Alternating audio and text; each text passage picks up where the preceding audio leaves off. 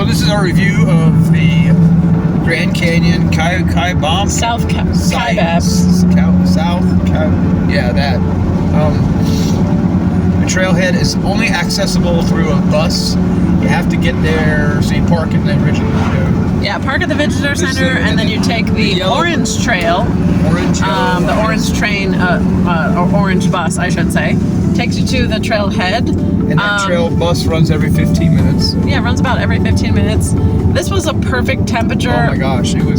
Definitely, I would not recommend doing this in the middle of the summer at the peak season. It was, what's the temperature up here? 40 something? It was 41 up here when we left on the top. We left about 10 a.m. And you had to have, it snowed the last 3 days, so you had before, and you had, so we had to have like the snow cleats and definitely have to have that. Because you would have definitely wear spikes on your shoes for that trail. The first part of that trail is so, the whole trail is beautiful. That's probably the best hike I've ever been on. I would say that. 10 out of 10. It's a 10 out of 10. Best hike we've ever done yet. But we're going to show you what we packed for it. The park rangers suggested certain items as well. Some of the things we're going to bring, we got our spikes, or our trekking poles. sticks. Yeah. And I know people, I remember when I first started hiking, I was like, those are wuss ass. I remember, but I hiked Pikes Peak back in August last year. Yeah, and let me tell you, if you're a hiker, and wear gloves too, because these are of great value. Trust me, it will restore your knees and save your knees. So I want to possibly bring my other hiking stick today. I don't know. Got binoculars inside here. We've got our lunch. Most important of all, chocolate. Chocolate. It does say actually in the hiking for Grand Canyon's little hiking information pamphlet here to take like carbs, sugars, and salts. Right. So we've got some. So we packed lunch. We packed sandwiches. We got water. Do you also have yours? And you want to say what these are? Yeah, I have. So these are very good too. If you put these on the clamp-ons, you clamp onto your shoes, and they'll save your ass. Literally save your ass. Yeah. On the ice, because sometimes you don't know what the hell's out there, so you got to be prepared. And we know from coming here yesterday there was snow. Yeah. And they said to take these. So hats. Sun gear, like sunglasses if you need those. Water. Plenty of water. Back.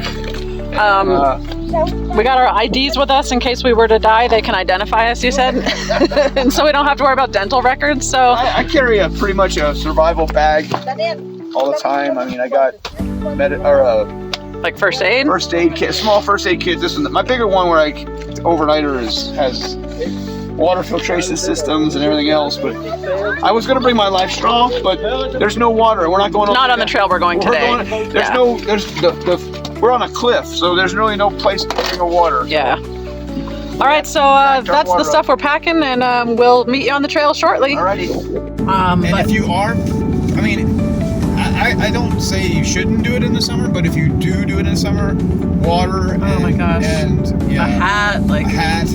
Just, I don't know, because it was 41 at the top. And the I don't really know what it got down to, but climbing back up, I was overheating. We had to take off all our layers here. So that I can't even imagine. By the time we got back on the top, we had to put them back on. But can't imagine in the middle of the summer how hot that would be. So I wouldn't recommend it then. But so watch this clip of our experience. 10 out of 10 for sure for South Kaibab Trail.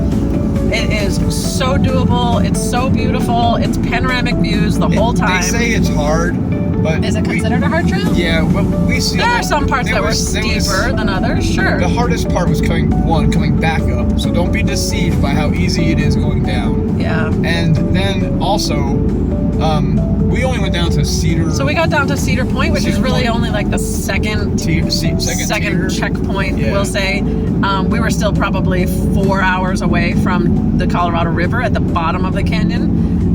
We knew we didn't have that energy in us today to do a 9-hour, round trip. So I would say in total it took us from the top at the trailhead down to Cedar Point, which I said is the second check-in point.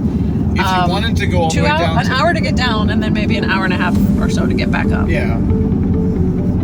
wanted to go all the way down, It's a day trip. it's a day trip. You'd have to spend the night.